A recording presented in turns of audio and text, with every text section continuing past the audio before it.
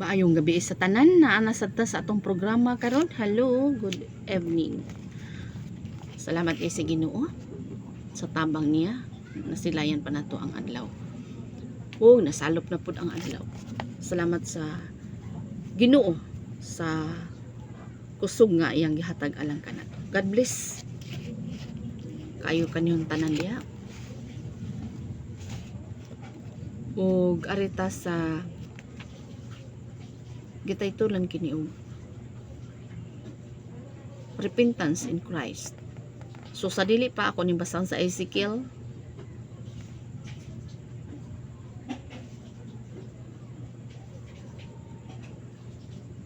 18 verse 21-23. But if the weak man turns away from all the sins he committed, if he keeps all my statutes and does what is right and just, he shall surely live, he shall not die.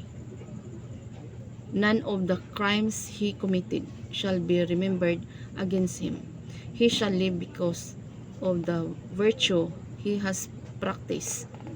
Do I indeed derive any pleasure from the death of the weak, says the Lord God? Do I not rather rejoice when he turns from his evil way, that he may live? Siya, no?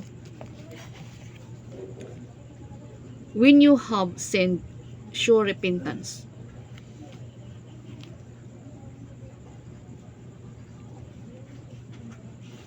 All of us have sinned and are deprived of the glory of God. Romans 3:23. And if not for our faith in the Lord Jesus, we would surely die in our sins. John 8:24. But God, out of love for us, sent Jesus into the world to suffer and die for us, thus winning for us our salvation. Salvation is a free gift of God to us. We cannot earn it, for Jesus has already paid the full price. The way we can fully appropriate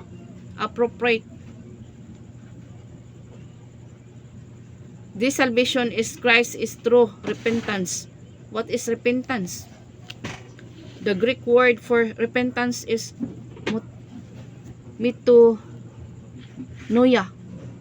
which means literally a change of heart. Unsa kuno repentance? Gitawag sa ingon nga sa literally change daw sa heart. When the Pharisees and scribes challenged Jesus for eating and drinking with Levi and other tax collectors, he said, I have not come to invite the self-righteous to a change of heart, but sinners. Luke 5:32. Thus repentance is not simply a confession or wrongdoing, but a complete change in direction. It is a turning away from sin and those things not pleasing to God, and a turning to God and a life of obedience to Him. It is moving away from something and moving towards something or someone. It thus has both negative and positive dimensions. So what is sin? Repentance is our response to sin. No? What is sin? Repentance is our response to sin. Now, if repentance has two aspects to it, so also sin. Sin is not just doing what is wrong, but also feeling to do what is right. James says that for one who knows the right thing to do and does not do it, it is a sin. Sin can be a case of commission or omission. Often, we only recognize the wrong way, do. No? Ang sin daw, bisan pa sa imong feeling lang. Sa feeling ba? Kung negative na, sala na. Kinahanglan positibo jud na siya. Positibo nga, dili ka magmugna og dautan di sa kagalingon nimo ba. No? Bisan pa man wala nimo nabuhat. Nilitok ka og example dili maayo. Para sa nang nakakamalagot ka. Ingon din ka. Patyon ti ka karon og gimurder na nimo, sala na. Sala na. No? Sala na. Bisan pag wala na nimo patya sa literal, pero gipatay na nimo sa imong istorya. So sala na siya. Sala na siya, no? Muna nga mag amping yun kita mga higala. No? In fact, the Greek and Hebrew words used in the Bible for sin literally mean to miss the mark.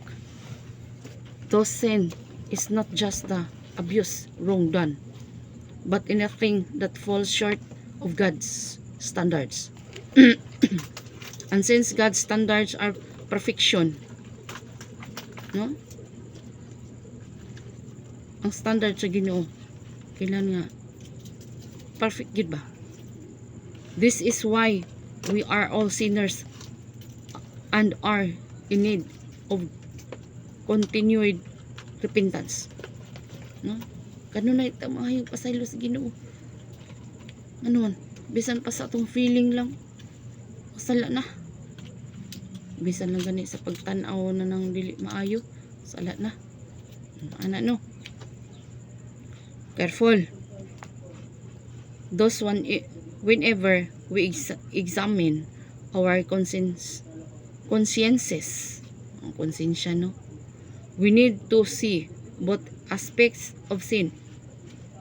And so we would ask ourselves not only if we spoke harshly against our spouse today. No? Bisa pa man sa imong pagstorya, haras-haras na. But also, if we spoke encouraging and loving words, we should check not only if we cheated in our business daily, but also if we have glorified God by the way we run our business as His stewards. Not only if we misspent our time in sinful activities, but also if more and more of our time is submitted to God for Him to direct as He wills. Not only if we failed to pray this day, but also if we are moving forward in our relationship with Jesus and turning over more and more of our life to Him. And so too, sin is to miss God's mark. It is to fall short of His plan for us due to our own lack of adequate response. It is not enough to be a good person. No? Dili pa na enough ng mga kuandira. Kung dili na obedient and submit. But we need to move on to become the persons God wants us to be. Kinahanglan jud ta og Ginoo. We are to grow in holiness as God is holy. Oh, di ba? Holy man ang Ginoo. Pagbalaan ka mo kay ako balaan man. So dili imposible. Rason na lang na sa tao nga miingon siya nga tao ra man gud ko. No, rason na lang gina sa tao inana, no. Kay ang Ginoo nagsugo man. Pagbalaan ka mo kay ako balaan man. Levitico 19. To. 1 Peter 1 verse 16. 2 Corinthians 5 verse 21. We are to move to perfection as God is perfect. Matthew 5:48. Klaro ang puno sa Ginoo. Muna mag-agulo gyud kita. Kaya wala kita arang mahimo. Muna mag-agulo gyud kita. No? Atong i-deny atong kaugalingon. Unsa man na atong kaugalingon atong i-deny. Para makatuman ta sa puno sa Ginoo. Para makatuman ta sa mga sugo. Para makatuman ta. Ano? Bisan pa man unsa ang kakapoy, unsa ang tanan-tanan para lang malipay ang ginustong kinabuhi mintas buhi pa ta. Namtay relasyon sa Ginoo. Mainom pa nga kini mga problemahan nato dinhi. Ano ni?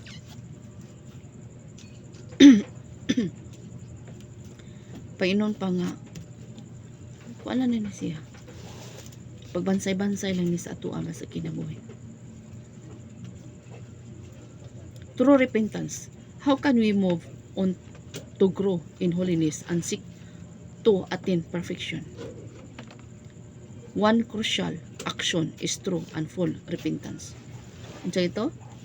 One crucial action is true and full repentance. Dili kay sa istorya lang di ano, kung dili sa action sa kuan sa lihok pud, no?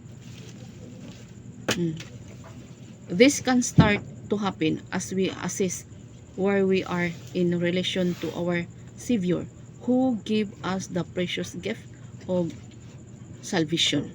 We need to assess our life. Who runs my life? I or the Lord, who is my master? Myself or Jesus? Pangutanan, no? Kisay man atong master, atong ugalingon o ang Ginoo. So ang atong master ang Ginoo jud. Siya may atong Savior. Siya ay atong Redeemer, siya atong may refuge, siya ay King of Kings, Lord of Lords. Siya may healer, no, siya ang atong Ginoo. How do I want to live my life? For self-fulfillment or for service to the King? Ano, no? Kailang yaw ulit aning kalibutan, ha? Nga ato yun mapalabi ang Ginoo. Kailang yaw taning kalibutan, ha? Nga ato yun atong relasyon si Aya haba. True repentance should lead to a realization that Jesus gave everything for us. With His giving up of His life, there was nothing more to give. We also need to realize that we have been purchased at a price. 1 Corinthians 7 verse 23. We have been purchased at the most expensive price of the blood of Jesus. No? Ang kuan sa tunga price sa Ginoo, no? Ang iyang blood, precious blood. No? Gibayaran ta sa Ginoo, no? Sa iyang precious blood. Unsa ka seryoso ang Ginoo nagtawag kanimo kanako.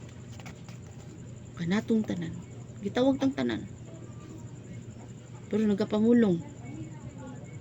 Jotay ra nakakaplag nini. Munang naa naman na ang pulong sa Ginoo, hebala naman na nato man naman ning kamot yun ta, Lord. Di pa sidaan naman na daan. No? Jotay ra nakakaplag. Ano man? Kaya ang self naman mao'y ginauna. Ang self may gihimong iyang Lord.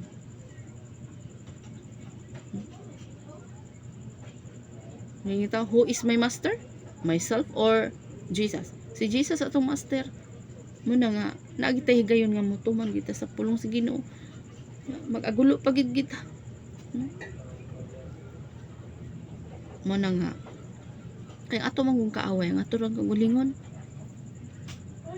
Maingon man day na ang kuan labi nag buluhaton sa Ginoo, maingon man day na ang self nga ay paulay lang kay kapoy kayo. Uy, inyo ikaw kay balo na ka. Ang kaluwasan na ana. Pero sa panahon na may rewarding anabe. Kaluwasan na na. Pero ang reward ana Di ba malipay man ganita sa magtinguha ra man gani sa mga malaos ra nga mga reward. How much more ang reward, no? Sa atong Ginoo. Pahiran gid na niya atong mga luha. Siya mismo mo pahid sa atong mga luha. Ang sa mga kasikitan ning kalibutan na. No? Unsa ang atong pag-agulo ning kalibutan na? Gina-record gina. No? Adunay anghel nga gi-assign sa Ginoo sa ato. Kada usa nato.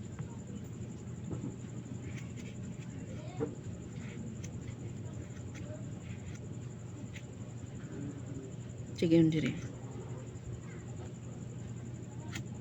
We have been purchased at the most expensive price of the blood of Jesus. We are no longer our own.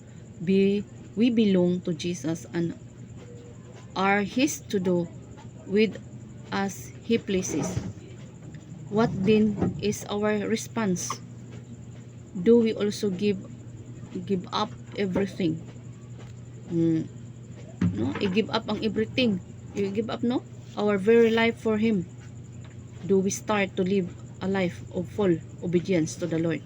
No, i-full obedience sa Lord. No, i-full, no, obedience sa Lord.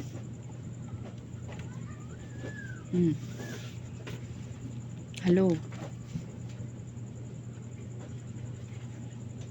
Do we enthrone Jesus in our hearts as well as in our homes? True repentance involves 180 degrees turn around. It is not just putting an sackcloth in our body and dust and ashes in our head. Job 14:42 verse 6. But it is putting on the new self. Ato da yung ikuan ng new self na to. Di ay para makasunod tang fully sa Ginoo. No? Pero dili pa magid ingon maka-fully sa pagyud. Dili pa gid ingon maka-fully. Person of justice and holiness and growth in knowledge of God. Ephesians 4:24. Colossians 3:10. It is not just putting to death whatever in our nature is rooted in earth. Colossians chapter 3 verse 5. But it is putting on the Lord Jesus Christ so that we leave no room for the desires of our flesh. No, wala man gani si Jesus gani, wala man gani Pinoy-anan, no? May pangmilo na apay ka kalubluban. Pero ang Ginoo wala. Unsa ka busy si Jesus dinhi sa kalibutan. Ato makita, ato mabasa, no? Ato ma-picture out unsa siya ka busy sa kalibutan. Kay nahibalo siya. Kay Dios siya. Siya ang sundon, no? Busy kay si Jesus sa kalibutan. Sa pagpamuhat siya sa dito sa dinhi aron masunod siya bitaw siyang mga yapak yang gipakita unsa gid ka busy. Romans 13 verse 14. It is not just putting down a natural body but also rising up a spiritual body. 1 Corinthians 15:44. Unsa di nang imuha di ang kuan diha imong kun imuha man nang rise up nang imuha ng kanang imuhang body.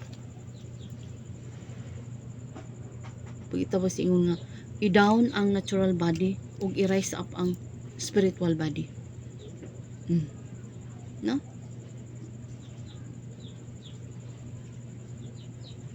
Spiritual kaning pamuhat para sa Ginoo. True repentance is moving from darkness to light.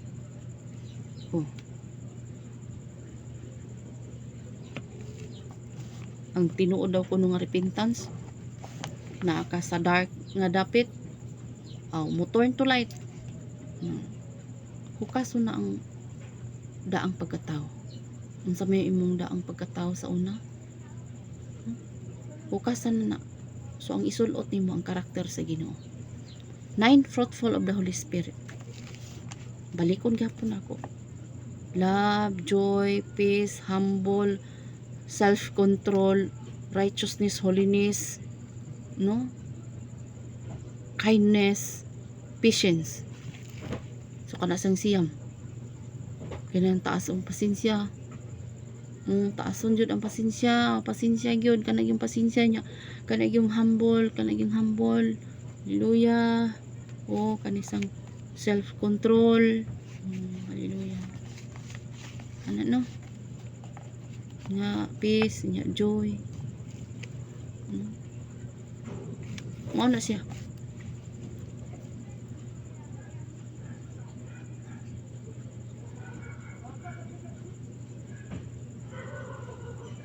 From sin to grace, from death to life. Gracias Ginoo no?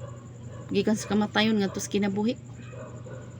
Kaya nga naman, bisan pag naglakaw-lakaw lagi na ang mga tao din na wala kay tinuod nga relasyon sa Ginoo, patay gyud na.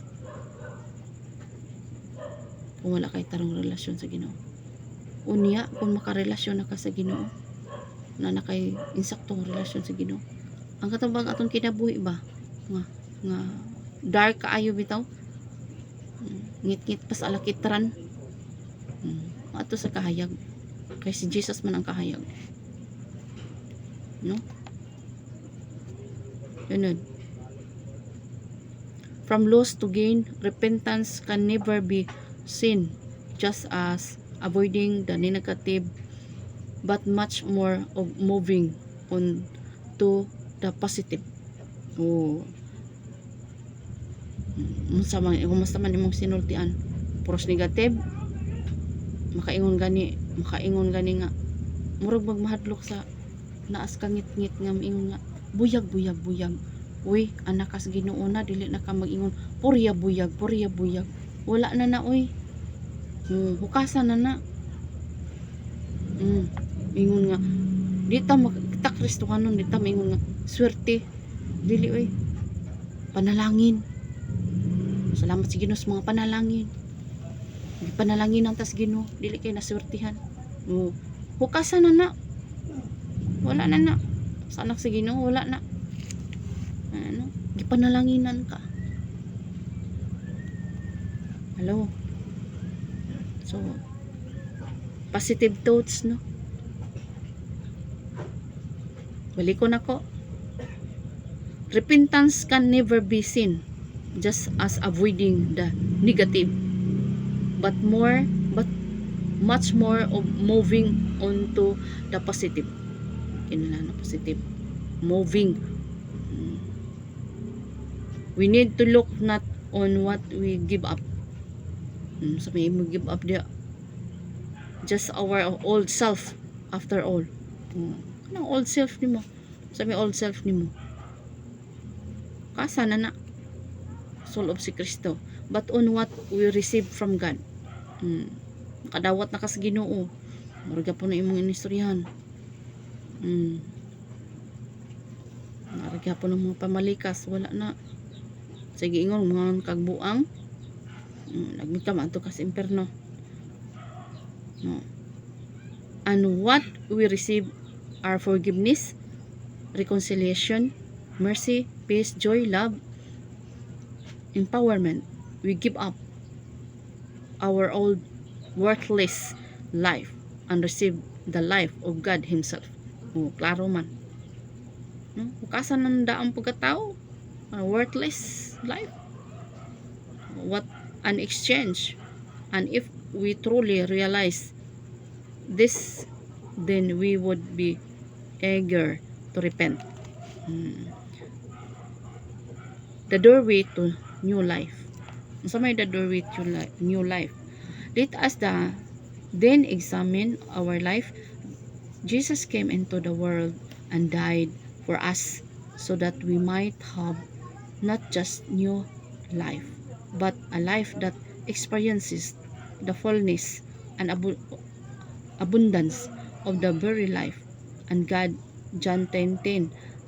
This gift depends on our response, and our response starts with our repentance. Sa may gift gihatag sa Ginoo sa imuha, kinahanglan imuha ng gamiton. Yan naman imuha ng gamiton. kay itakli na og lain. No? Let us listen intently to the dictates of our heart as we heart the message of reform and conversion to God as was preached by Paul, and allow the Spirit to urge us to act in examine our conscience daily, have continuing repentance for sin, and move on together to greater holiness. Ano no? Paras ni Paul, Pablo, Santos Pablo. Diba? So, makapanaminan ang ilang mga kinabuhi. No? So, God bless.